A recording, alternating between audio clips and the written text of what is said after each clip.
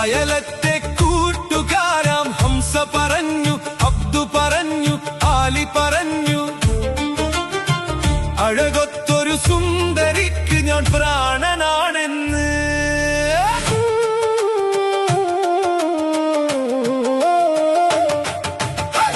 അയലത്തെ കൂട്ടുകാരാം ഹംസ പറഞ്ഞു, അബ്ദു പറഞ്ഞു, ആലി പറഞ്ഞു,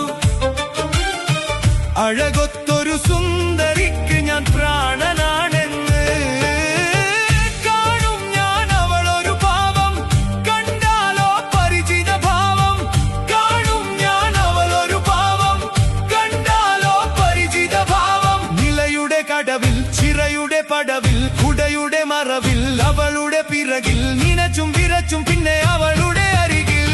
ഈ പ്രേമം എന്തൊരലാക്കാണ്.